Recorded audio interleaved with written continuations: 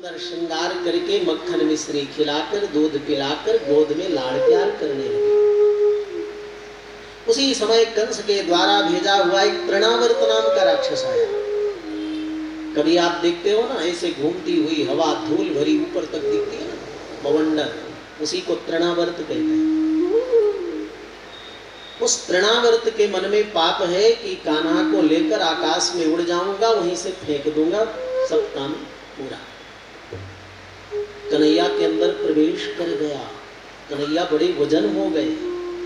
मैया ने कान्हा को नीचे रख दिया। मैया के आंख में धूल भर दिया उस राक्षस ने। कान्हा को लेकर आकाश में उड़ गया। लेकिन अनंत शक्ति कृष्ण प्रभु ने जैसे गीला कपड़ा निचोड़ते हो ना, ऐसे एक हाथ से सिर पकड़ लिया, एक हाथ से शरीर और उसके प्राणों को ऐसे निचोड़ कर नीचे फेंक दिया और कन्हैया मैया के गोद में आ गए। बोलिए कृष्ण कन्हैया लाल की जय। जब पूतना सक्टासुर तृणावर्त कुछ नहीं कर पाया कन्हैया का, तो सभी ब्रजवासी ग्वाल बाल गोपियां नंद के पास आए। बाबा, तेरे लाला के ऊपर इतनी बड़ी विपत्तियां आई, लेकिन अभी सुरक्षित है,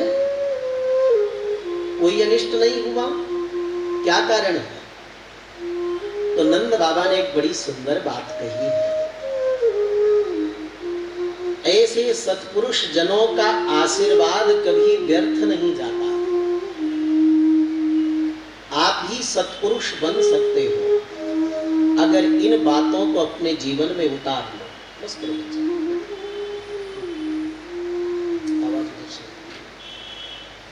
बोलिए भक्तवत्सल भगवान की जय। कथा में रंच मात्र भी व्यवधान हो तो सहन नहीं होता। जैसे आंख में कोई किलकिली पड़ जाए ना, छोटा कण, तो कण भी परेशान कर देता है। तो बात आपको बता रहे थे कि अगर इन सद्गुणों को आप अपने अंदर उतार लो तो भरे पैंट शर्ट पहनते हो, धोती कुर्ता पहनते हो, पैजामा दो नली पहनते हो। पहले ही चल करंजी में धोतियां बहुत बनती थी क्योंकि सब लोग पहनते थे, और आजकल यहाँ भी दो नली बनने लगा है, पैंट बनने लगा। धोती पहनकर आप किसी आसन में भी बैठ जाओ, लेकिन दो नली और एक बल्लारी में एक बनता है ना कड़ा कड़ा पैंट, उसको तो पहन लो तो महाराज फलथी मार के बैठ ही नहीं सकते। तो पहले जब अंग्रेज प्रारंभ में आए तो हमारे भारत देश में सब लोग धोती पहनते थे। तो दो नली पैंट पहनकर अगर गांव में कोई जाता तो गांव वाले कुत्ते भौंकने लगते कि ये कौन आ गया विदेश से। और आजकल उल्टा हो गया, आजकल धोती पहने वाले व्यक्ति को देखकर भौंकने लगते हैं।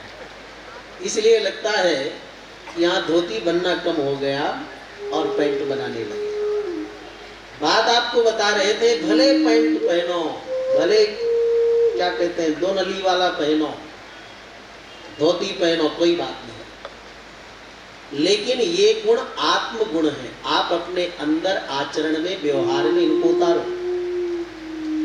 तिलक की महिमा है, धोती की महिमा है, चोटी की महिमा है, लेकिन इनकी अपेक्षा इन आत्मीय गुणों की ज्यादा विशेषता है। आत्मीय गुण हो और ये ना भी हो तो भी चलेगा, और ये तिलक धोती सब पहनो और मन अगर विशुद्ध नहीं है तो सब बेकार है, सब निरर्थक है। आज यहाँ नंद बाबा ग्वाल बाल गोपियों से कहते हैं कि मेरे लाला को ऐसे सत्पुरुषों का आशीर्वाद प्राप्त है, इसलिए सक्टासुर तृणावर्त पूतना मेरे लाला का बाल बांका न कर पाए। ऐसे गुणों से संपन्न व्यक्ति को सत्पुरुष साधु पुरुष कहते हैं। कौन कौन से? यद्यपि कठिन है, जीवन में उतारना बहुत मुश्किल है, लेकिन सुनिए, शायद कभी चेतना जग जाए और आपके अंदर एक गुण आ जाए तो परिवार में रहकर भी आप संत हैं। ये सूयानृत दंभेर्ष्या हिंसा मान विवर्जिताः न तेषां सत्यशीलानाम् आशीषो विफलाकृताः। जिस व्यक्ति के अंदर असूया दोष नहीं है, असूया का अर्थ होता है गुणेषु दोषाविष्करणम असूया। किसी गुण में अगर आप दोष देखते हो तो समझ लेना कि आप असूया दोष से युक्त हो। कोई गुणी व्यक्ति है, अच्छे गुण है उसके अंदर, लेकिन फिर भी आप उसमें दोष खोजते हो तो समझना कि तुम्हारे अंदर असूया दोष है। लेकिन दुनिया में वे लोग सत्पुरुष है, संत है, जिनके अंदर असूया दोष नहीं है। शत्रु भी है यदि और उसके अंदर सुंदर गुण है तो उन गुणों को आप हृदय से स्वीकार करो। असूया दोष से रहित व्यक्ति संत है। ये सूयानृत, अनृत कहते असत्य बोलना। जो व्यक्ति असत्य नहीं बोलता वो व्यक्ति संत है, साधु पुरुष है। ये सूयानृत दम्भेर्ष्या, दम्भ माने पाखंड, पाखंड माने हम जपते तो एक माला भी नहीं है और हम ये ज्ञापन करें, बताएं कि आप लोग हमें मानो कि हम 11 माला जपते हैं। हमारे का मतलब आप ही अपने ऊपर उतारिए। जो भी सत्कर्म है, भक्ति पूजा आराधन है, वो हम करते नहीं, लेकिन लोग हमें जाने कि हम बहुत बड़े भक्त हैं, ज्ञानी हैं, परोपकारी हैं। जो नहीं उसको भी लोगों को बताना, इसको दम्भ कहते हैं। दम्भ से रहित जो व्यक्ति है, जैसा है वैसा है, ऐसा दम्भ से रहित व्यक्ति भी संत है। उनका वचन कभी निरर्थक नहीं जाता, व्यर्थ नहीं जाता। ये सूयामृत दम्भेर्ष्या, ईर्ष्या से रहित लोग जो है, ईर्ष्या माने बड़ा खतरनाक रोग है वो। अच्छे अच्छे साधक इसके अंदर आ जाते हैं। अच्छे कार्य भी कोई करे तो ईर्ष्या आ जाती है, मन में जलन आ जाती है और इसका कोई कारण नहीं है। अगले के आध्यात्मिक उत्कर्ष हो चाहे लौकिक उत्कर्ष हो, हमसे ज्यादा कैसे भजन कर रहा है, कैसे यश पा रहा है, हमसे ज्यादा कैसे धन वैभव इसके पास आ गया, कैसे सुख शांति आ गई। इस प्रकार की ईर्ष्या दोष से जो व्यक्ति नहीं है, उस व्यक्ति का वचन कभी निरर्थक नहीं जाता, वचन कभी व्यर्थ नहीं जाता। ये सोयानृत दम्भेर्ष्या हिंसा मान विवर्जिताः। जिसके मन में हिंसा का भाव नहीं है, केवल किसी का वध करना ही हिंसा नहीं है। वो आपके व्यवहार वाणी से अगर किसी को बहुत क्लेश पहुंच जाए तो हिंसा है। ऐसे हिंसा से रहित जो लोग हैं वो संत हैं, उनका वचन व्यर्थ नहीं होता। मान विवर्जिताः, और जो मान सम्मान चाहते नहीं मन से, ठीक है कोई देता है अच्छी बात, नहीं देता तो भी अच्छी बात। अगले की प्रसन्नता के लिए यदि मान सम्मान कोई स्वीकार करे, ठीक है। इन गुणों को धीरे धीरे अपनाना चाहिए। आपको मालूम होगा बहुत पहले जब हम यहाँ आते थे तो लोग चरण धुलते थे, दूध से भी धुलते थे। हमें भी पता नहीं था, लेकिन धीरे धीरे जब अनुभव हुआ कि अरे गौ माता का दूध तो अमृत है और वो चरण में पड़ता है, कितना बड़ा दोष पाप लगता है। जिस दिन हमें बोध हुआ उसी दिन से हम कभी अपना चरण नहीं धुलाने देते। कई लोगों के घर गए, लोग रखते हैं, तो हमने कहा इकट्ठा बता दें, तो किसी के घर जाए तो ऐसा प्रयास न करें और किसी महात्मा का चरण भी नहीं धुलना चाहिए। अमृत है, गौतुक है, अपमान है उसका। इनको धीरे धीरे अपनाना चाहिए। लोग फूल बिछाते हैं जमीन में, यहाँ भी आते समय ये धूत जी की और परिवार बच्चों की ये श्रद्धा है। लेकिन हमें व्यक्तिगत बहुत संकोच लगता है कि फूल कितना सुंदर है और ये पैर के नीचे पड़ता है, तो बड़ा अंदर वेदना होती है। आपकी प्रसन्नता के लिए भले हो, लेकिन हमें अंतर मन से प्रसन्नता नहीं होती। हम तो कई बार जो बहुत नजदीकी प्रेमी भक्त होते हैं उनसे भी कहते हैं कि देखो फूल लाते हो, माला इतनी लाते हो, एक सेकंड भी धारण नहीं करते, वो नीचे गिर जाता है, छोड़ देते हैं। एक एक माला तुम्हारा 100-100 रुपए की आती है, आप क्यों इसको व्यर्थ खर्च करते हो? वही 100 रुपए अगर दोगे तो हमारे आश्रम में जो बच्चे हैं उनको एक दिन का कम से कम 2 बच्चों का भोजन हो जाएगा। ये व्यक्तिगत स्वभाव, जल्दी हम बोलते भी नहीं, लेकिन आज मन में आ गया तो बोल रहे। यहाँ दूध परिवार का ही बहुत अच्छा लगा है, सभी बंधु जनाते हैं और पुष्प भागवत भगवान को अर्पण करते हैं। द्रव्य का दुरुपयोग भी नहीं और उस माला का भी दुरुपयोग नहीं, पुष्प अर्पण करें। तो ऐसा अपने जीवन में जैसा जैसा अनुभव होता जाए उसको उतारते जाओ। जब तक नहीं मालूम था लोग दूध से चरण धुलते थे, लेकिन जिस दिन बोध हुआ बहुत लोग हट करते हैं, लेकिन हमने नहीं चरण धुलाया। आपकी प्रसन्नता के लिए फूल अर्पण करते हैं, स्वीकार कर लेते, लेकिन धीरे धीरे ये भी बंद कराना है, क्योंकि जो आत्मा को अपने स्वीकार न हो उसको रोक देना चाहिए। तो इन गुणों को, यानी असूया है, ईर्ष्या है, द्वेष है, अमृत असत्य है, दंभ है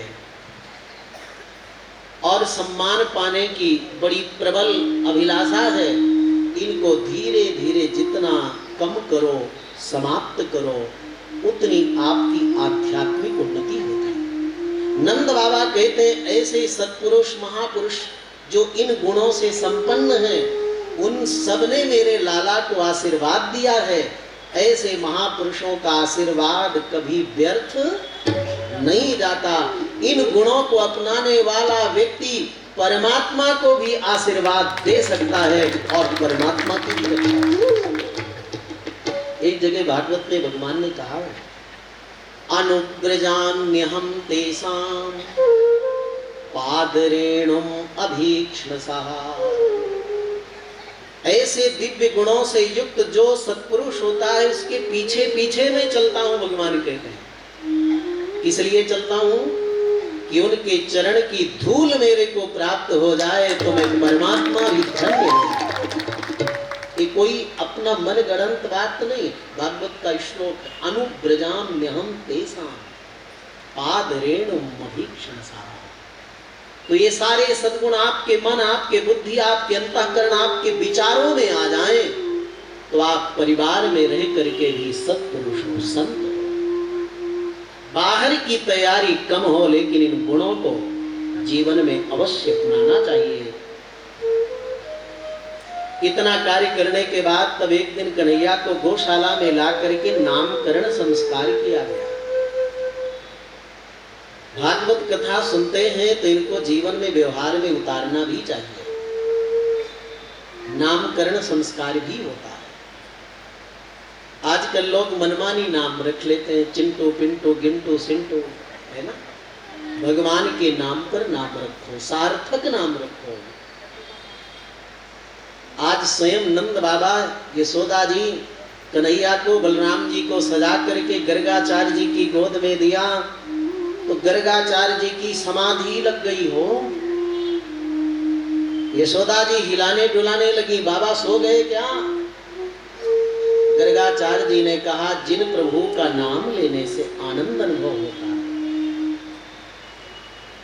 जिन कन्हैया के जन्मोत्सव में इतना आनंद आता है कि देखो अवस्था में अधिक होने पर भी दूत जी नृत्य करने लगते हैं, बड़े बूढ़े बच्चे सब आनंद में मग्न हो जाते हैं जिनकी कथा सुनने से।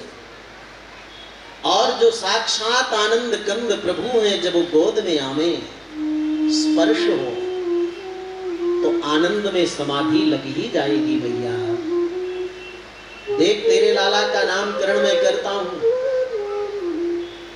बल में इसके जैसा कोई नहीं होगा, सबको रमण कराएगा, इसलिए इसका नाम बलराम रखता हूं बड़े का। और ये हल अपना आयुध रखेगा तो हलधर नाम पड़ेगा। और इस छोटे बालक का नाम मैं रखता हूं क्योंकि ये पहले गोरा था, कभी लाल वर्ण में जन्म लिया, द्वापर कांत है, कलयुग आने वाला, इसलिए कृष्ण रूप लेकर के जन्म लिया है, तो मैं इसका नाम कृष्ण रखता हूं।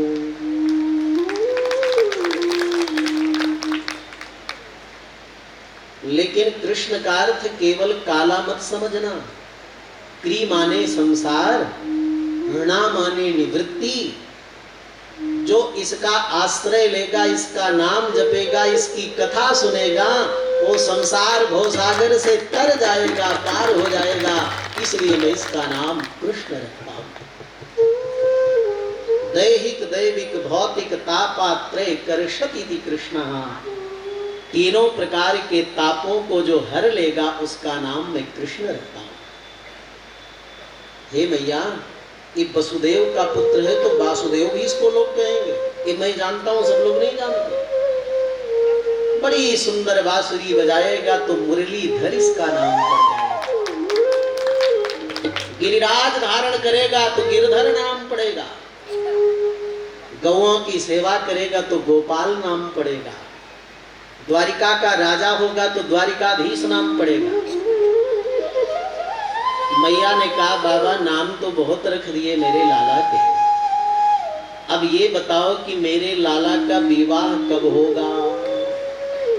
और जो मेरी बहू आएगी ना, सीधी साधी आएगी कि झगड़ा करने वाली आएगी? बताओ बाबा, मेरी बहू आएगी, वो मेरी सेवा करेगी कि अपनी सेवा कराएगी? सास लोगों को बहुओं की बड़ी चिंता रहती है, क्यों बताइए? मैया यशोदा को भी बड़ी चिंता। गर्गाचार्य जी ने कहा, मैया चिंता मत कर, तेरी 2-4 बहुएं नहीं होंगी, 16,108 रजिस्टर्ड बहुएं।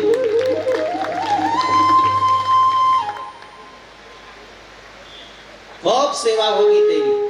एक बहू हो तो बेचारी सेवा करते करते परेशान हो जाए।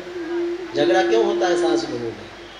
इसीलिए कि बहू अकेली है, सेवा करते करते परेशान। भोजन बनावे कि आपके चरण दबावे, कि आपको दबा दे, कि आपके बच्चे को संभाले। और जिसकी 2-4 बहुएं होती हैं, एक बहू इचलकरंजी, दूसरी सांगली, तीसरी कोल्हापुर, एक राजस्थान, एक बेंगलोर, 5 बहुएं हों तो सास जी अगर 2-2 महीना 5 जगह रह जाएं तो बहुओं को भी भार नहीं पड़ेगा और सास जी की खूब सेवा हो जाएगी। खूब बहुएं होंगी आपकी, एक दिन वर्ष में सेवा करेंगी तो भी नंबर नहीं लगेगा। मैया हंसने लगी, बाबा मजाक क्यों करते हो? छोटा से मकान 100 लोग नहीं रह सकते, 16,108 बहुएं कहाँ रुकेंगी? चिंता मत कर मैया, ये अलग सोने की नगरी ही बसाएगा, 16,108 महल रहेंगे।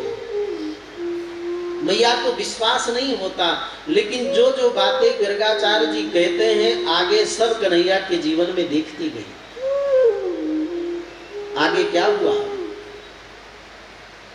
कि जानोभ्याम सह पादाभ्याम रिंगमाणो विजह्रतुः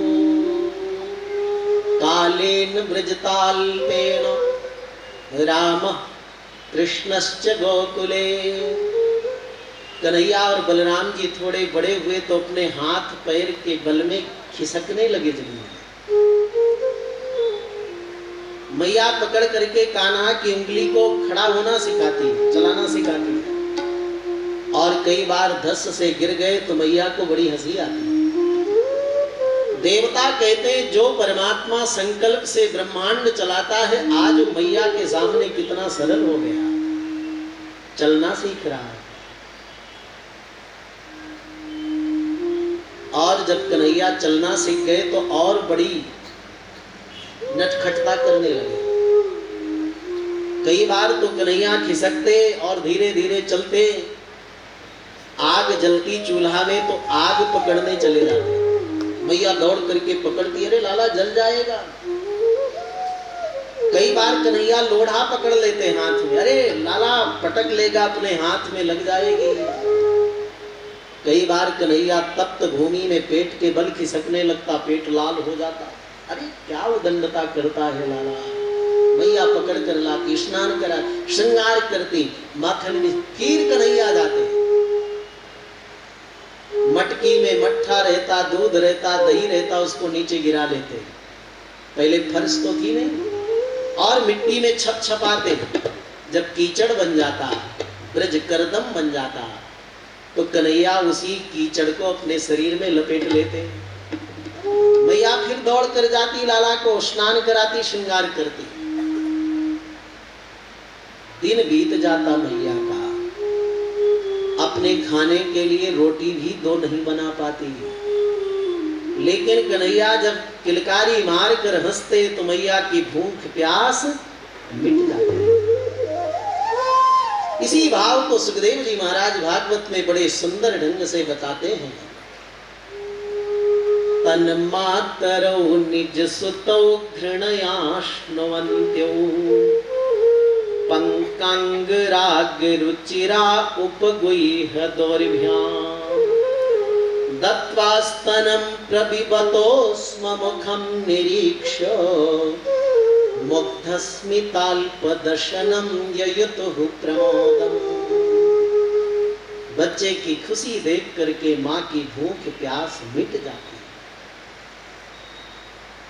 कन्हैया थोड़े बड़े हुए, एक बाल मंडली बनाया और नाम रखा कृष्ण ब्रज माखन चोर मंडल, माखन चुराने वाला मंडल। जैसे आपकी चलकरंजी में कई मंडल है ना, सुंदर कांड पाठ करने के लिए, कीर्तन करने के लिए, वैसे कन्हैया ने मंडल बनाया ब्रज माखन चोर मंडल, ब्रज में गोपियों के घर माखन चुराने वाला मंडल।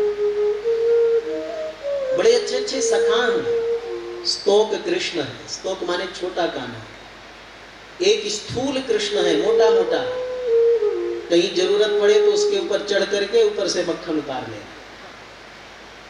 श्री दामा है, बहुत लंबा है, लेकिन 1.5 टांग वाला है, लंगड़ाते हुए चलता है।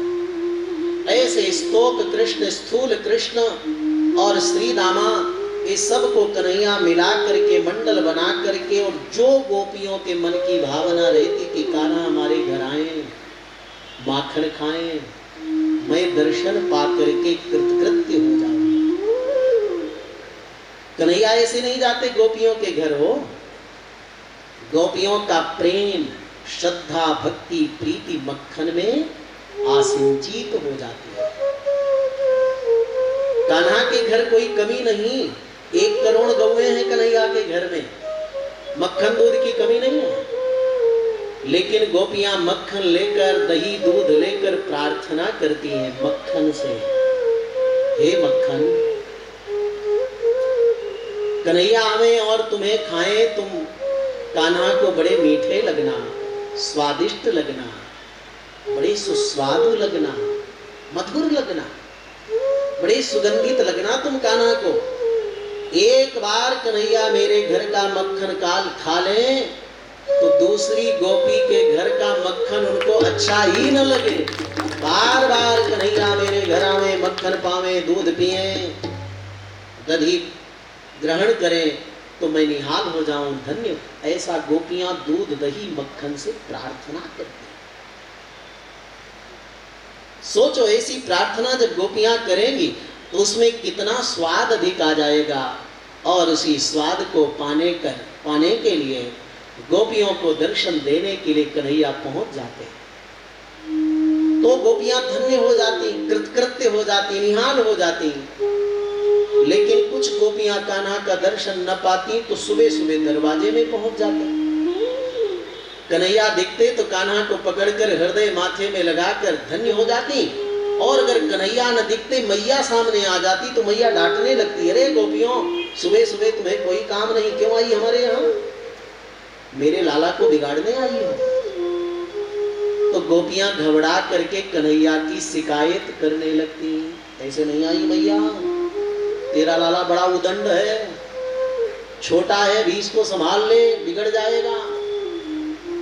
क्या किया मेरे लाला ने? तो गोपियां एक एक करके शिकायत करती हैं, मक्खन खा ले हमें बुरा नहीं लगेगा, ये मक्खन खाता है, बंदरों को मक्खन लुटाता है, मटकी को फोड़ देता है। मैया ने कहा तुम ताला के अंदर रख दो, अंधेरे में रख दो मक्खन। गोपियां कहती तेरे लाला के मुख में इतना तेज है और आभूषण ऊपर से पहना देती है, अंधेरे में उजाला हो जाता है, ये सब खोज लेता है। न जाने कौन सा मंत्र पता है, चुटकी बजाते ही ताला खुल जाता है। और अगर इसको मक्खन न मिले ना तो हमारे घर की मटकियां मथानी पकड़कर घम घम करके फोड़ देता है।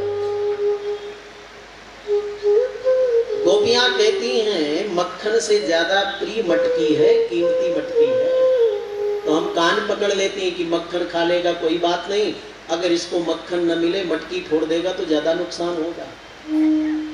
और ये बात सच है कि माताओं को पात्र बहुत प्रिय होता है। हमारे बड़े महाराज जी कहा करते थे, परम पूज्य प्रातः स्मरणीय वैकुंठवासी जगदाचार्य पूज्य स्वामी श्री मधुसूदनाचार्य जी महाराज और पूज्य गुरुदेव जी की कृपा इचल करन जी पर बहुत थी। यहाँ बहुत बहुत पहले जो बड़े लोग हैं आप लोग जानते होंगे, यहाँ महीनों भी रहते थे, 15-15 दिन रहते थे। और एक छबड़ा राजस्थान में है, वहां भी बहुत रहते थे। तो पूज्य गुरुदेव कहा करते थे कि अगर कोई माताएं फूल तुलसी भी लावे पात्र में तो फूल तुलसी ले लो और उनका पात्र लौटा दो, क्योंकि उनको पात्र बहुत प्रिय है। लाभ ये मिलेगा कि दोबारा फिर फूल तुलसी ले आएंगे। तो हमें बचपन में समझ में बात नहीं आती थी।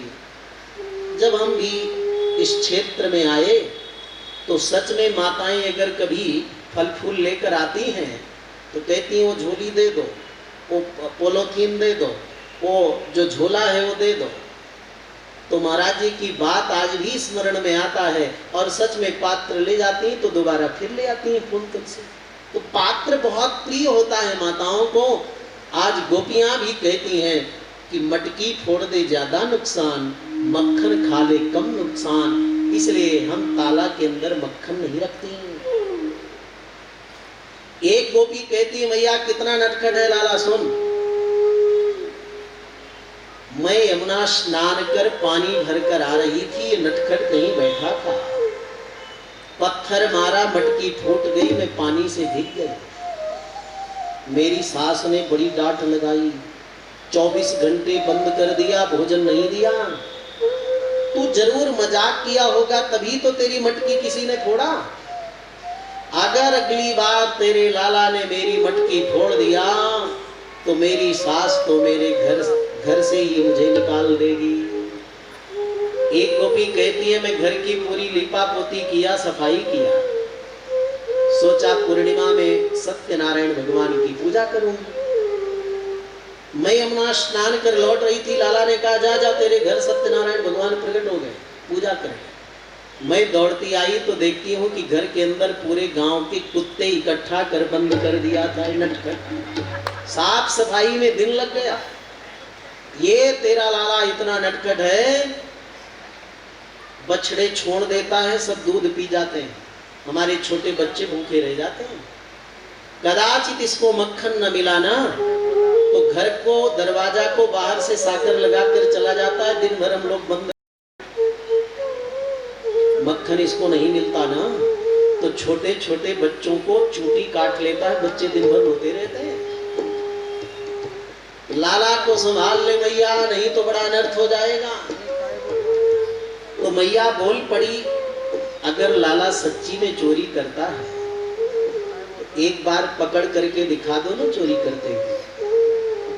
सभी गोपियों ने कहा इतनी गोपियां कह रही तुम्हें विश्वास नहीं सकी, अरे एक बार लाकर दिखाओ ना, हाथ मुख में मक्खन लगा हो। पूरे ब्रज में 2 गोपियां तैयार हुई कि लाला को मक्खन चोरी करते पकड़कर मैया के हाथ पहुंचा देंगी, पूरे ब्रज में हमारा नाम हो जाएगा कि फलानी गोपी ने कन्हैया को चोरी करते पकड़ लिया। बड़ी तैयारी किया गोपियों ने।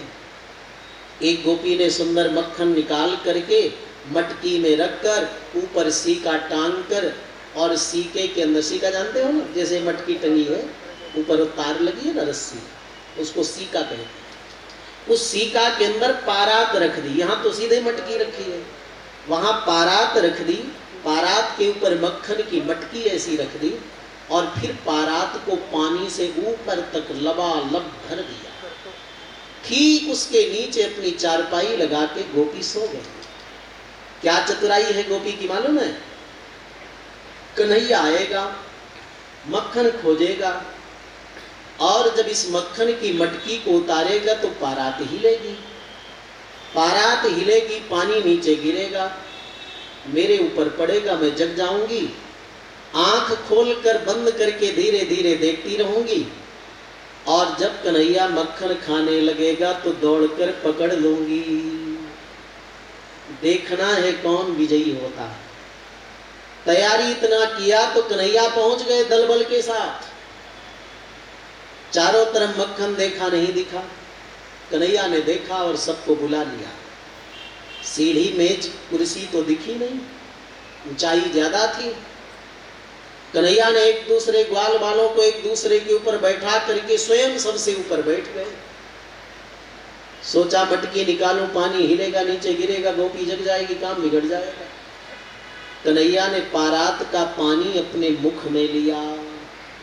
अब इतनी दूर से अगर पानी नीचे फेंके तो आवाज आएगी, गोपी जग जाएगी। तो कन्हैया ने अपने नीचे वाले ग्वाले से इशारा में कहा, अपना मुख खोल जरा। ग्वाले ने मुख खोला, कन्हैया ने कहा ऊपर कर।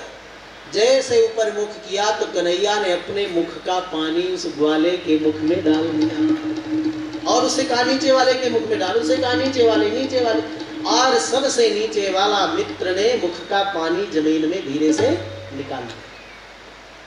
5 मिनट किया, पारात का पानी खाली हो गया। मक्खन की मटकी कन्हैया ने निकाली, भोग लगाया, ग्वाल बालों को खिलाया, बंदरों को लुटाया। कन्हैया मक्खन खा रहे, खिला रहे। उसी समय कन्हैया को छींक आ गई। अब चोर के लिए छींक तो ज्यादा ही खतरनाक है। कन्हैया ने सोचा बाहर छींकूंगा तो गोपी जग जाएगी, काम बिगड़ जाएगा। तो मटकी में मुख लगा करके छींक भी रहे और मक्खन खा भी रहे। आप कहोगे मक्खन खराब नहीं हुआ क्या? आप छींको तो मक्खन खराब हो जाएगा ना। तो बोले ना, आप जैसा शरीर नहीं है कन्हैया का। कन्हैया का शरीर तो पंचोपनिषद में है, चैतन्यमय है, ज्ञानमय है, तेजोमय है। हम सबको दिखता है जरूर कि अपना जैसा शरीर भगवान का है, लेकिन भगवान प्रकट होते हैं और जब जाते हैं तो भी कोई देख नहीं पाता। पार्थिव शरीर का तो दाह संस्कार आदि करना पड़ता है, और भगवान अलक्षित हो जाते हैं ना। धारणा ध्यान पूर्वकम योग धारणयाग्नेया अदग्ध्वा धामा विसत्स्वकम, अलक्षित होते हैं। तेजोमय शरीर होने के कारण नाक से आवाज तो आई, लेकिन नाक से कुछ निकला नहीं, इसलिए मक्खन जैसा का तैसा सुरक्षित है। कन्हैया ने मक्खन खाया, खिलाया। उस गोपी पर दया आई। कितना परिश्रम किया होगा इस मक्खन को रखने में, निकालने में। अगर ये जगी होती तो इसको भी थोड़ा प्रसाद दे दिया जाता। एक वाले को कहा जरा इसका मुख खोलना, तो एक ने मुख खोला। कन्हैया ने इतना मक्खन लेकर गोपी के मुख में डाल दिया। इतना स्वादिष्ट मक्खन, सपना देख रही हूं कि सच में है। आंख खुली, समझी जब तक कि अरे तो माखन चोर है, धरो पकड़ो, तब तक तो कन्हैया भाग करके 9 2 11 हो गए। बोलिए माखन चोर भगवान। कौन पकड़ सकता है इसको? किसके अंदर शक्ति है? और बड़े बड़े ज्ञानी ध्यानी तो उसको पकड़ नहीं सकते, तो गोपी क्या पकड़ पाएगी? दूसरी गोपी ने भी चतुराई किया। मक्खन मिश्री रखकर तुलसी पधरा दी। कान्हा है तो लाला बैठ, घर की रखवाली करना, मैं भी आती। उसके मन की भावना थी मैं यहां से जाऊंगी, कन्हैया अंदर जाएगा, मक्खन देखेगा, खाने लगेगा, मैं दौड़कर पकड़ लूंगी। कन्हैया ने कहा जल्दी आना। गोपी के जाते ही कन्हैया अंदर गए तो माखन मिश्री रखी, तुलसी पधराई, ये तो गोपी ने मेरे लिए भोग लगाया है। कन्हैया खाने लगे। गोपी आ जाएगी इसलिए कन्हैया जल्दी जल्दी दोनों हाथ से पाने लगे, तो मक्खन दोनों हाथ में लग गया और जल्दबाजी में मुख में पेट में भी लग गया। तब तक गोपी आ गई। वो तो इसीलिए गई थी कान्हा को पकड़ने के लिए। क्या कर रहा है लाला? तूने कहा था घर की रखवाली करना ठीक से। अंदर आया, तेरे मक्खन के ऊपर चींटियां चल रही थी, वही निकाल रहा था। गोपी ने कहा हाथ से निकाला जाता है कि मुख से निकाला जाता है? चल आज तो पकड़ में आ गया, पूरे ब्रज में मेरा नाम हो जाएगा। गोपी ने कान्हा को पकड़कर मक्खन हाथ में लेकर मुख में, गाल में, माथे में, हाथ में, पेट में और लपेट दिया। तेरी मां को भरोसा तो हो जाएगा। लंबा घूंघट ओढ़ करके गोपी कान्हा का हाथ पकड़कर मैया की ओर ले जा रही थी। रास्ते में उसका घर वाला ग्वाला आ रहा था। वो बेचारा गूंगा था, कुछ बोल न सका, साथ में चल दिया। और गोपी घूंघट ओढ़ी, वो देख न पाई कि मेरा घर वाला साथ में चल रहा। कन्हैया ने यहीं पर अपनी लीला कर दी। कान्हा ने कहा गोपी एक ही हाथ इतनी देर से पकड़ी है, दर्द कर रहा है, मेरा ये हाथ छोड़कर दूसरा हाथ पकड़ लेना। कन्हैया ने अपना हाथ छुड़ा करके और उसके घर वाले का हाथ पकड़ा दिया। अब आप सोचो, कन्हैया छोटा है तो उसकी हथुलियां थी, छोटे छोटे पतले हाथ थे, और उस गोपी का पति ग्वाला हट्टा कट्टा था, उसके बड़े हट्टे कट्टे हाथ थे। तो गोपी को कम से कम ये तो पता चलना चाहिए था कि कान्हा का कोमल छोटे दुबले पतले हाथ थे। अब हाथ की जगह हथौड़ा कहां से आ गया? घूंघट उठाकर देख तो लेती, लेकिन कन्हैया के स्पर्श में बावरी गोपी खोई हुई है। पता ही नहीं चला कि हथुलियों से हथौड़ा कहां गया। पति छुड़ाना चाहता ना, तो गोपी और जकड़ कर पकड़ लेती कि कान्हा का घर नजदीक आ रहा है, तो छुड़ाकर भागने का प्रयास कर रहा है। एक रूप से कन्हैया ने लीला की और दूसरे रूप से मैया के पास बैठे हैं घर में। एक एक मिनट में बताते हैं मैया मैं घर में हूं, कहीं नहीं गया। मैया कहती हाँ लाला। अच्छा कोई गोपी आ जाए झूठी शिकायत करे तो? मैया कहती तू मेरे पास सुबह से है, कोई गोपी शिकायत करेगी तो मैं मानूंगी? हर दिन एक गोपियां झूठी शिकायत करती हैं तेरी। गोपी पहुंची, मैया मैया देख लाला को पकड़ कर लाई हूं, देख मैया झूठी शिकायत आ गई ना। मैया ने कारी बावरी जरा घूंघट उठा देख, मेरे लाला को पकड़ कर लाई है कि अपने बाप को पकड़ करके लाई। गोपी घूंघट उठाई, देखी भाव नताओ अपने घर वाले को दो चार थप्पड़ जड़ दिया, तो बीच में कहां से आ गया और आया तो बताया क्यों नहीं? क्या सफाई दे गोपी मैया को कि मैं लाला का हाथ पकड़ी थी, मेरे घर वाले का हाथ पकड़ा कर भाग गया। कोई मानेगा क्या? प्रत्यक्षम किम प्रमाणम, प्रत्यक्ष में फिर दूसरा कुछ प्रमाण बाकी नहीं रह जाता। प्रत्यक्ष देखना और सुनना ही सबसे बड़ा प्रमाण होता है। मैया तो प्रत्यक्ष देख रही है कि अपने घर वाले को पकड़ कर ला रही है। गोपी ने कान पकड़ लिया, कितना बड़ा नुकसान लाला करे, अब कभी इसको पकड़ूंगी नहीं।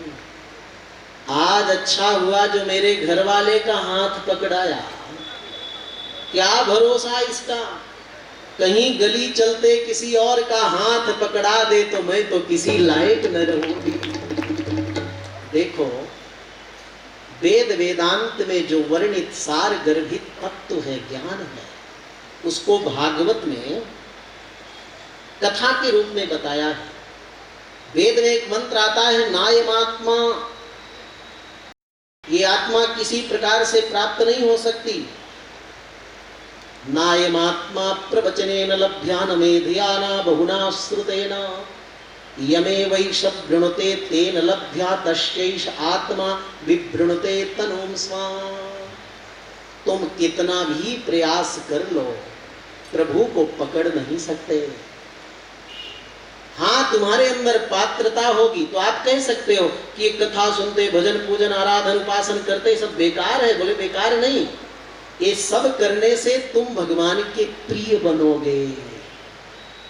और जब करोड़ों करोड़ों प्रिय लोगों में सबसे ज्यादा प्रिय बन जाओगे तो वेद कहते प्रियतम एव ही वर्णीयो भवति। करोड़ों लोगों में जो सबसे प्रिय होता है भगवान को, वही जीव को परमात्मा अपनी प्राप्ति कराना चाहते हैं, वही जीव परमात्मा को प्राप्त कर सकता है।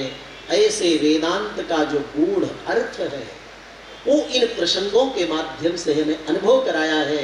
भाव निकल कर के आया। आओ जरा गोपियों के दो चार भाव सुनते हुए लाला की इस माखन चोरी लीला का अनुभव कर लेते हैं।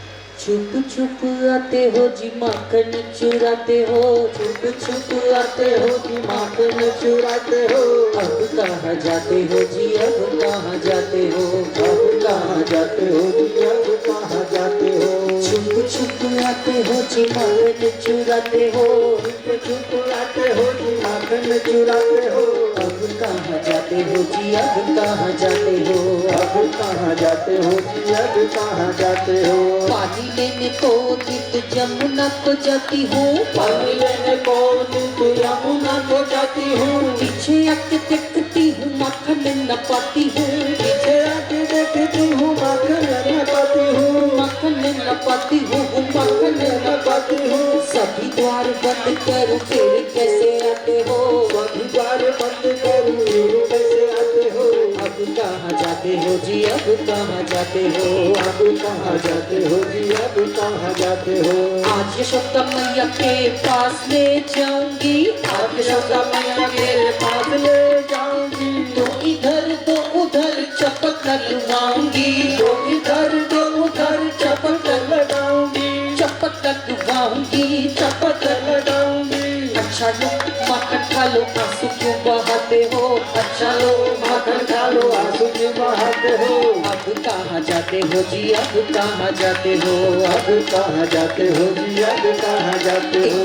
चोर आया माखन चोर आया, एक चोर आया माखन चोर आया। आया आया ग्वालों को संग लेकर वो आया, एक चोर आया माखन चोर आया, एक चोर आया माखन चोर आया।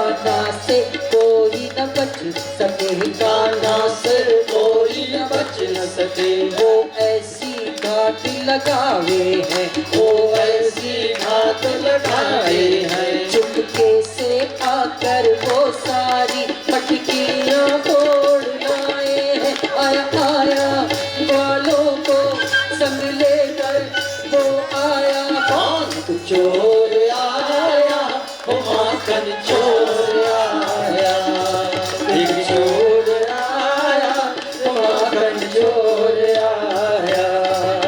नट खट नट खट नंद किशोर, नट खट नट खट नंद किशोर। माखन खा गई माखन चोर, नट खट नट खट नंद किशोर, नंद किशोर।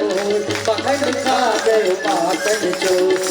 गोकुल की गलियों में मच गया शोर, गोकुल की गलियों में मच गया शोर। माखन खा गए माखन चोर, माखन खा गए माखन चोर। हाथ नहीं आए लपक के खा, हाथ लपक देखा गटक गटक माखन गटका गटक गटक माखन गटका यही रोज का इसका दौर यही रोज का इसका दौर माखन खा गयो माखन चोर माखन खा गयो माखन चोर पकड़ो पकड़ो दौड़ो दौड़ो गाना भागा जाए पकड़ो पकड़ो दौड़ो दौड़ो गाना भागा जाए पकड़ो पकड़ो दौड़ो दौड़ो गाना भागा जाए पकड़ो पकड़ो भागा जाए कभी कुंज में कभी गली में नजर नहीं ना आए कभी कुंज में कभी गली में नजर नहीं ना आए गोकुल की गलियों में मच गया शोर गोकुल की गलियों में मच गया शोर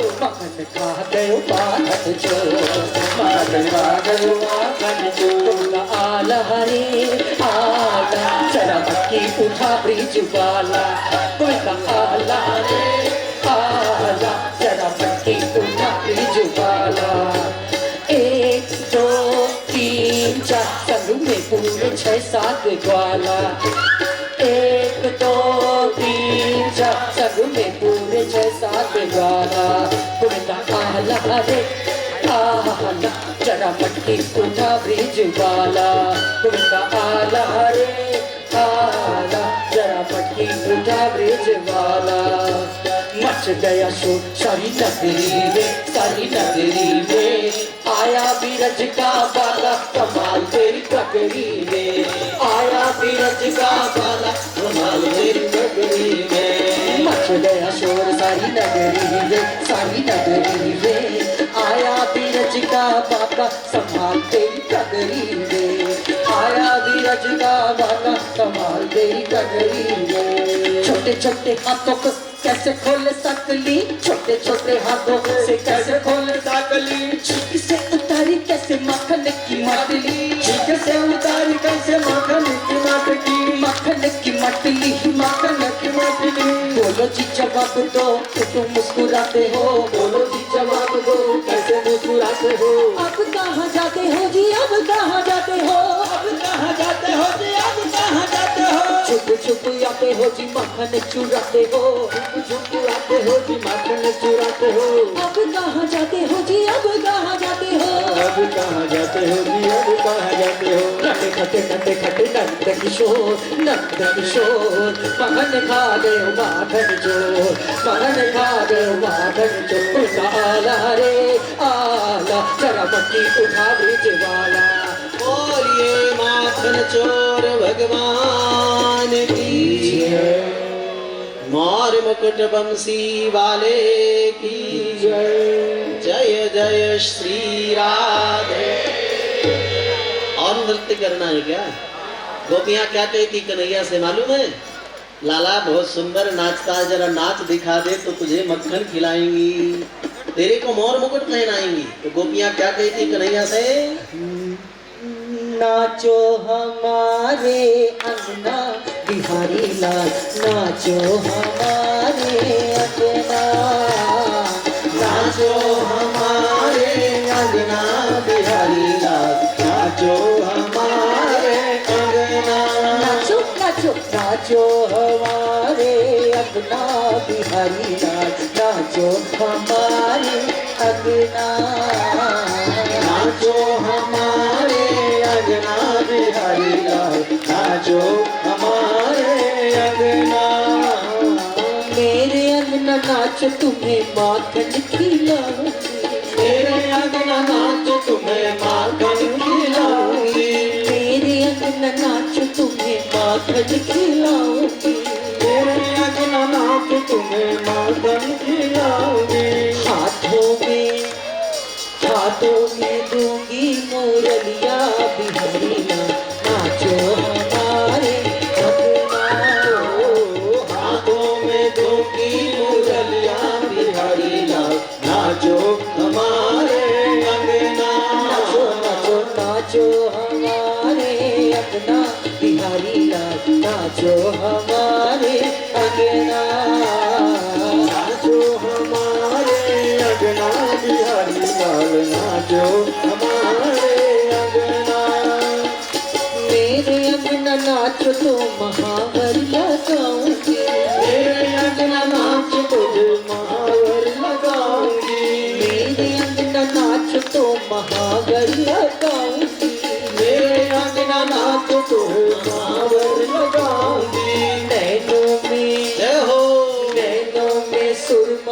सजाऊंगी बिहारी लाल, नाचो हमारे अंगना, नाचो हमारे अंगना बिहारी लाल, नाचो हमारे अंगना।